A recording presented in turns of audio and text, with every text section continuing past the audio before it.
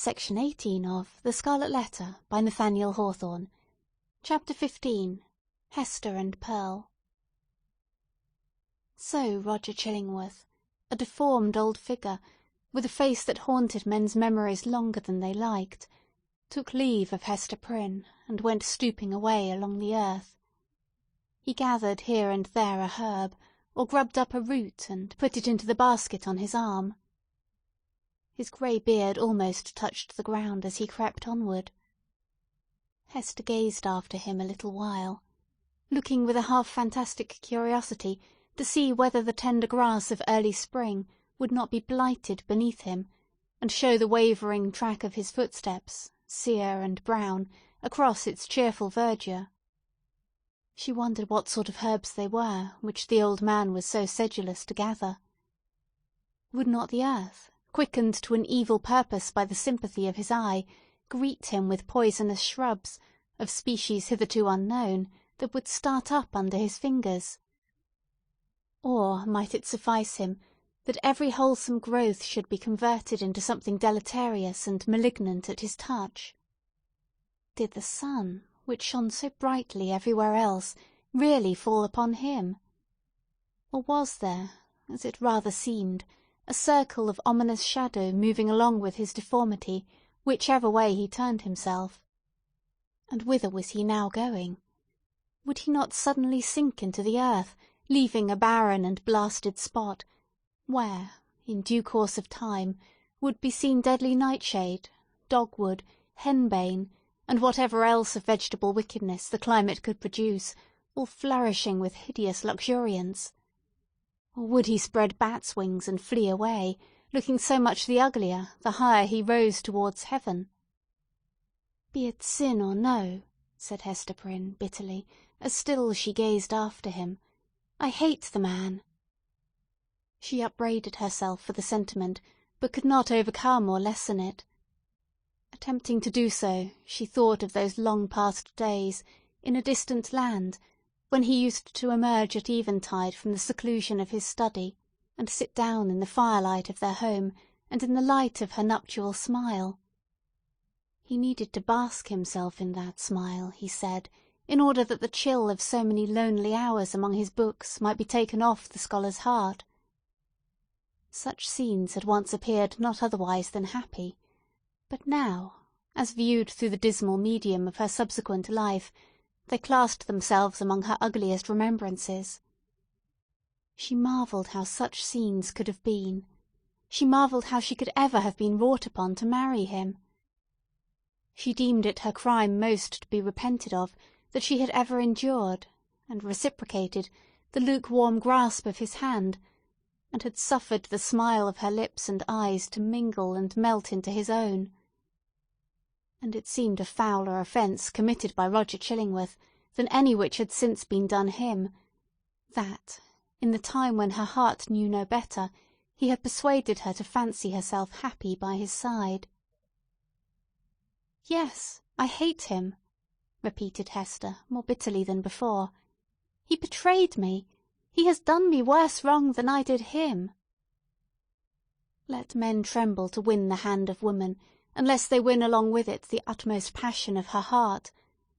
Else it may be their miserable fortune, as it was Roger Chillingworth's, when some mightier touch than their own may have awakened all her sensibilities, to be reproached even for the calm content, the marble image of happiness, which they will have imposed upon her as the warm reality. But Hester ought long ago to have done with this injustice. What did it betoken? Had 7 long years, under the torture of the Scarlet Letter, inflicted so much of misery, and wrought out no repentance? The emotions of that brief space, while she stood gazing after the crooked figure of old Roger Chillingworth, threw a dark light on Hester's state of mind, revealing much that she might not otherwise have acknowledged to herself. He being gone, she summoned back her child. "Pearl! Little Pearl! Where are you?" Pearl, whose activity of spirit never flagged, had been at no loss for amusement while her mother talked with the old gatherer of herbs. At first, as already told, She had flirted fancifully with her own image in a pool of water, beckoning the phantom forth, and, as it declined to venture, seeking a passage for herself into its sphere of impalpable earth and unattainable sky. Soon finding, however, that either she or the image was unreal, she turned elsewhere for better pastime. She made little boats out of birch bark and freighted them with snail shells, and sent out more ventures on the mighty deep than any merchant in New England, but the larger part of them foundered near the shore. She seized a live horseshoe by the tail, and made prize of several five-fingers, and laid out a jellyfish to melt in the warm sun. Then she took up the white foam that streaked the line of the advancing tide, and threw it upon the breeze, scampering after it with winged footsteps to catch the great snowflakes ere they fell. Perceiving a flock of beach birds that fed and fluttered along the shore, the naughty child picked up her apron full of pebbles, and creeping from rock to rock after these small sea-fowl, displayed remarkable dexterity in pelting them. One little bird, with a white breast, Pearl was almost sure had been hit by a pebble and fluttered away with a broken wing. But then the elf child sighed and gave up her sport, because it grieved her to have done harm to a little being that was as wild as a sea breeze, or as wild as Pearl herself. Her final employment was to gather seaweed of various kinds, and make herself a scarf, or mantle, and a head-dress, and to thus assume the aspect of a little mermaid. She inherited her mother's gift for devising drapery and costume. As the last touch to her mermaid's garb, Pearl took some eel-grass, and imitated, as best she could, on her own bosom, the decoration with which she was so familiar on her mother's. A letter, the letter A, but freshly green instead of scarlet. The child bent her chin upon her breast, and contemplated this device with strange interest, even as if the one only thing for which she had been sent into the world was to make out its hidden import. "I wonder if mother will ask me what it means," thought Pearl.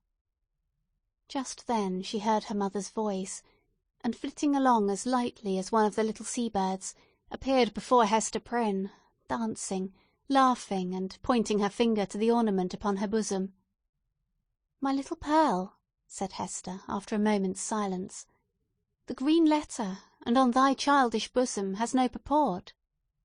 But dost thou know, my child, what this letter means which thy mother is doomed to wear?" "Yes, mother," said the child. "It is the great letter A. Thou hast taught me in the horn-book." Hester looked steadily into her little face, but, though there was that singular expression which she had so often remarked in her black eyes, she could not satisfy herself whether Pearl really attached any meaning to the symbol. She felt a morbid desire to ascertain the point. "Dost thou know, child, wherefore thy mother wears this letter?" "Truly do I," answered Pearl, looking brightly into her mother's face. "It is for the same reason that the minister keeps his hand over his heart." "And what reason is that?" asked Hester, half smiling at the absurd incongruity of the child's observation, but, on second thoughts, turning pale.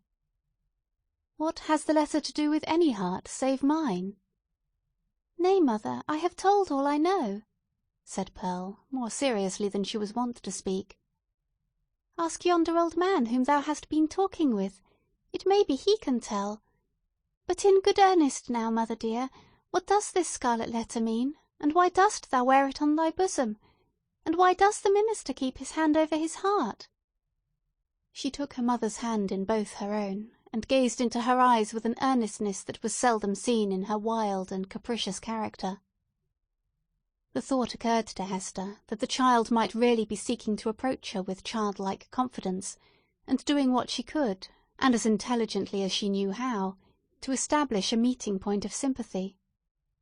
It showed Pearl in an unwonted aspect. Heretofore the mother, while loving her child with the intensity of a soul affection, had schooled herself to hope for little other return than the waywardness of an April breeze, which spends its time in airy sport, and has its gusts of inexplicable passion, and is petulant in its best of moods, and chills oftener than caresses you when you take it to your bosom, In requital of which misdemeanours, it will sometimes, of its own vague purpose, kiss your cheek with a kind of doubtful tenderness, and play gently with your hair, and then be gone about its other idle business, leaving a dreamy pleasure at your heart. And this, moreover, was a mother's estimate of the child's disposition. Any other observer might have seen few but unamiable traits, and have given them a far darker colouring. But now the idea came strongly into Hester's mind that Pearl, with her remarkable precocity and acuteness, might already have approached the age when she could be made a friend, and entrusted with as much of her mother's sorrows as could be imparted, without irreverence to either the parent or the child. In the little chaos of Pearl's character there might be seen emerging, and could have been from the very first, the steadfast principles of an unflinching courage, an uncontrollable will, a sturdy pride, which might be disciplined into self-respect, and a bitter scorn of many things which, when examined, might be found to have the taint of falsehood in them. She possessed affections, too, though hitherto acrid and disagreeable, as are the richest flavours of unripe fruit. With all these sterling attributes, thought Hester, the evil which she inherited from her mother must be great indeed, if a noble woman do not grow out of this elfish child. Pearl's inevitable tendency to hover about the enigma of the Scarlet Letter seemed an innate quality of her being. From the earliest epoch of her conscious life she had entered upon this as her appointed mission. Hester had often fancied that Providence had a design of justice and retribution in endowing the child with this marked propensity, but never, until now, had she bethought herself to ask whether, linked with that design, there might not likewise be a purpose of mercy and beneficence.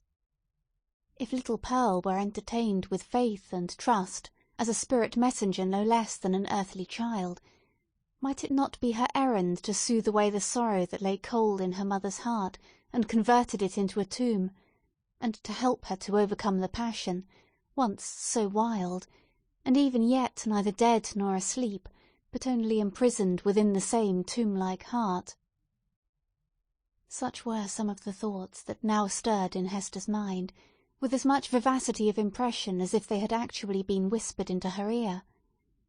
And there was little Pearl, all this while, holding her mother's hand in both her own, and turning her face upward, while she put these searching questions, once, and again, and still a third time.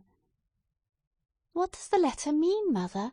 And why dost thou wear it? And why does the minister keep his hand over his heart?" "What shall I say?" thought Hester to herself. "No, if this be the price of the child's sympathy, I cannot pay it."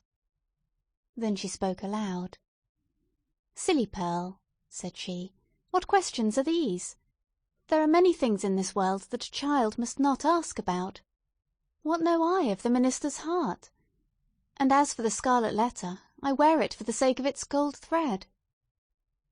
In all the 7 bygone years, Hester Prynne had never before been false to the symbol on her bosom.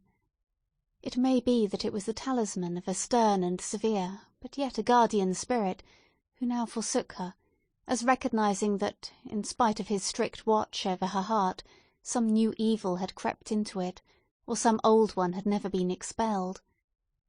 As for little Pearl, the earnestness soon passed out of her face. But the child did not see fit to let the matter drop. 2 or 3 times, as her mother and she went homeward, and as often as supper-time, and while Hester was putting her to bed, and once after she seemed to be fairly asleep, Pearl looked up with mischief gleaming in her black eyes. "Mother," said she, "what does the Scarlet Letter mean?" And the next morning, the first indication the child gave of being awake was by popping up her head from the pillow and making that other inquiry, which she had so unaccountably connected with her investigations about the Scarlet Letter. "Mother, mother, why does the minister keep his hand over his heart?" "Hold thy tongue, naughty child," answered her mother, with an asperity that she had never permitted herself before. "Do not tease me, else I shall shut thee into the dark closet." Section 18